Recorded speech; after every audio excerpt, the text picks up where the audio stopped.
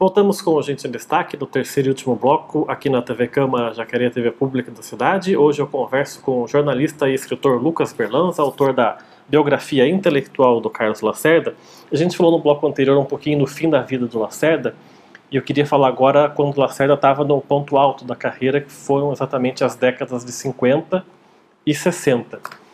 E a gente já permeou isso um pouquinho no primeiro bloco, que o grande adversário dele foi o Getúlio Vargas. E assim que o Getúlio se mata, em 54, todo mundo leva um susto.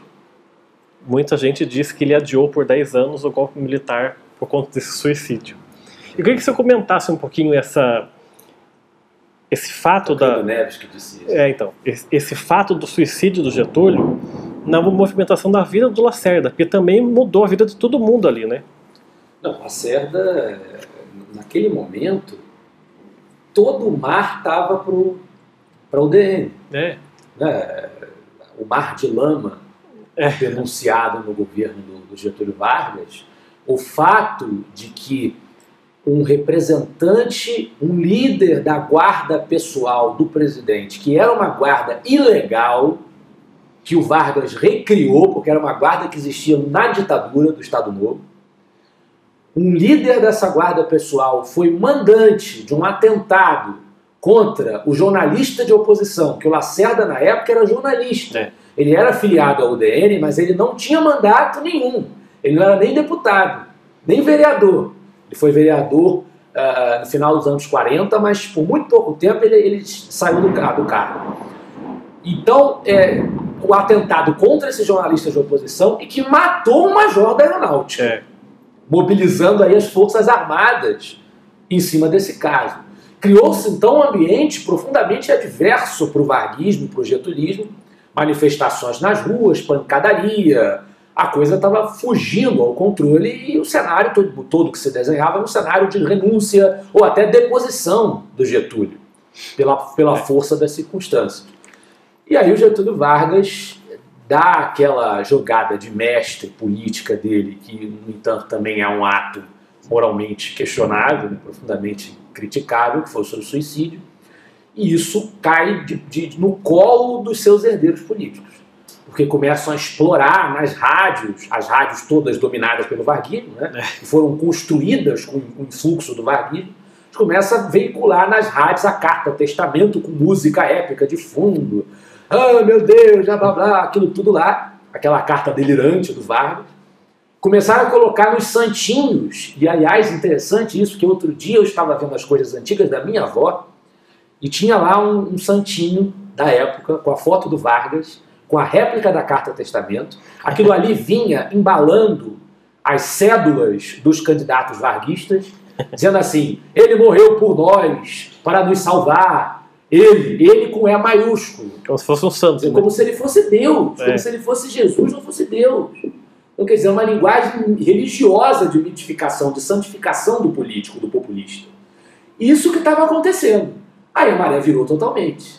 Essa exploração desse suicídio, dessa carta testamento, fez com que os candidatos vaguistas, em cima do túmulo de Vargas, crescessem, voltassem, recuperassem a sua hegemonia. Ao mesmo tempo, o PSD e o PTB se juntaram, costuraram uma aliança que era intransponível, diante da máquina política que eles tinham à disposição, e o Lacerda passou por maus bocados. Ele conseguiu se eleger, né, para deputado, mas ele teve que passar um tempo fora do Brasil, porque até a tribuna da imprensa foi apedrejada. Foi empastelada, né? Isso que eu ia dizer. Foi um momento de baixa, mesmo o Lacerda tendo sido eleito, foi um momento de baixa do Lacerda, com não só o tribuna da imprensa, mas como outros jornais destruídos, né? A população foi e arrebentou esses jornais, né?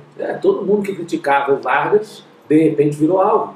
Sendo que, um segundo antes, o espírito do momento era o oposto. E nisso, o Juscelino é eleito, o Lacerda é deputado e continua vociferando contra os presidentes. Muita gente diz que o Lacerda tinha esse costume de vociferar com os presidentes, desde Vargas até o Jango, antes de entrar no regime militar, porque exatamente o grande sonho do Lacerda, como a gente falou, era ser o presidente do Brasil. Até que ponto isso influencia naquilo que eu disse agora há pouco do adiamento dos 10 anos do golpe, que você fez uma cara assim, não foi bem assim, queria que você falasse um pouquinho disso. Não, eu acho interessante como as pessoas simplificam tanto a atuação dos militares nesse período, que é como se todas as peças estivessem encaixadinhas de 64, tivessem encaixadinhas em 54, e aí em 61, quando tem a crise do parlamentarismo, eram as mesmas forças que estavam ali, e não é bem assim. O Odílio Denis é um exemplo claro para provar isso. O Odílio Denis era um militar que em 55, quando acontece outro episódio, que também não dá tempo de detalhar aqui, que é o golpe preventivo do Lott, que aliás é interessante que quando é para a esquerda, para os trabalhistas, para os desenvolvimentistas, a historiografia aceita falar em golpe preventivo, contra-golpe, está lá nos livros todos. Agora, em 64, quando o pessoal da direita fala que foi um contra-golpe, um golpe preventivo, aí não pode, é a mesma coisa. Né? Mas, enfim, o Odílio Denis, o Marechal Odílio Denis, ele apoia o golpe do Lott para garantir, foi um golpe para garantir a posse, esse é o argumento, um golpe para garantir a posse do Juscelino. No entanto, em 61, o mesmo Denis vai ser a favor de impedir a posse do João Goulart. Então a coisa não é tão certinha, as forças não estão tão encaixadinhas num período igualmente ao outro. Você não pode dizer que em 54 teria acontecido a mesma coisa que aconteceria em 64. É porque depois que passa muitos anos, qualquer coisa que é falada, mesmo que não se sustente, as pessoas, se cai para um lado que é benéfico, as pessoas acabam aceitando, né? E sobre a suposta obsessão do Lacerda por ser presidente, que por isto é que ele teria vociferado contra os presidentes da República do período, eu acho que, em primeiro lugar, eu já falei sobre o que o Lacerda disse sobre poder, era isso que ele pensava efetivamente, ele nunca escondeu isso, mas era natural a posição que ele ocupava no quadro de forças no Brasil, como um representante da UDN, do projeto político oposto ao varguismo, era natural que ele enfrentasse todos esses presidentes. Era uma disputa ideológica, uma disputa de princípio, uma disputa de posição dentro do jogo político brasileiro, do espectro político brasileiro da época. Mas, tanto não é verdade que o Lacerda era apenas um demolidor que ia destruir por destruir, que quando ele enfrenta um desses presidentes, que é justamente aquele que não sai diretamente das hostes varguistas, que é Jânio Quadros, o Lacerda tinha todos os motivos para não enfrentá-lo, para não derrubá-lo. O Lacerda era governador da Guanabara, ainda no começo da sua experiência como governador.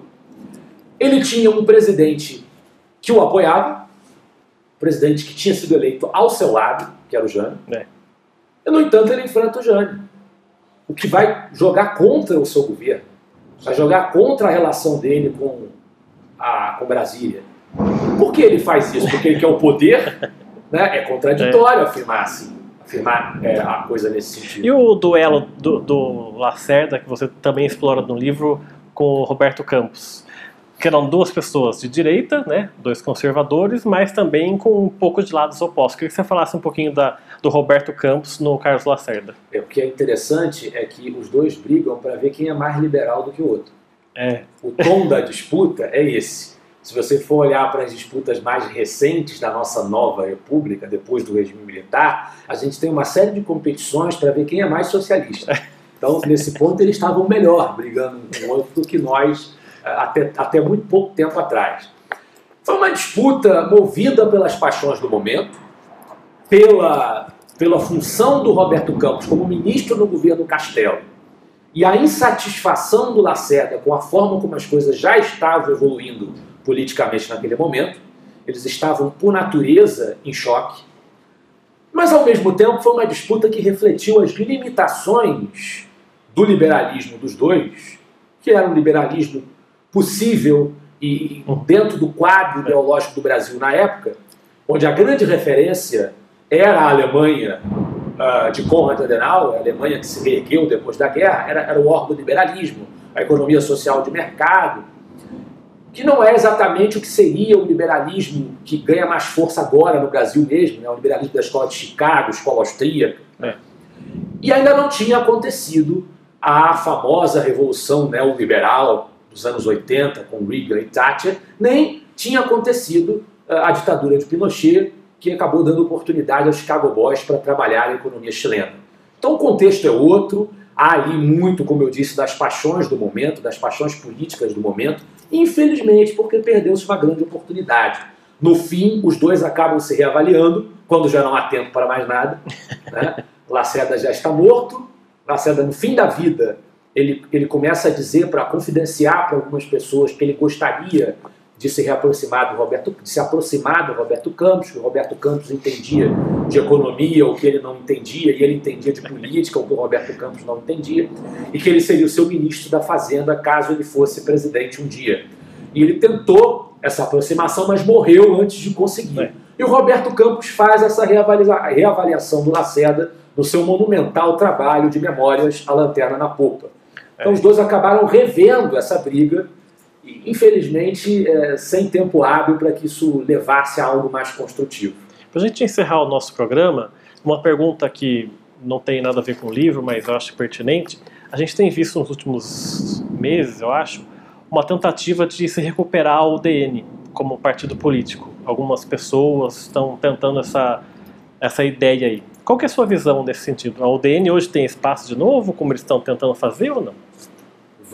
A gente não tem um Lacerda. A gente tem alguns políticos, eu diria hoje, que têm um estilo semelhante ao dele, evidentemente sem chegar a ser o Lacerda, mas a gente tem alguns políticos semelhantes a ele, que eu saiba, nenhum deles está envolvido no projeto da refundação da UDN. O meu medo é que o partido se torne um partido genérico de policiais, ex-atores pornô, né, e isso arruine o legado imagético e simbólico, o lugar que a UDN merece ocupar no imaginário político brasileiro. Do jeito que está hoje, você não vê com bons olhos? Vejo com preocupação. Por conta desses problemas que você disse. Tá certo, quero agradecer muito a sua presença aqui no nosso programa, ter a disponibilidade de ter vindo aqui até Jacareí para dar essa entrevista. Parabéns pelo seu livro sobre o Carlos Lacerda, é um livro ótimo, recomendo para quem está vendo aí em casa. Lacerda, a virtude da polêmica, vou mostrar aqui para vocês de novo. Obrigado por ter aceitado. Eu agradeço, você é um excelente entrevistador.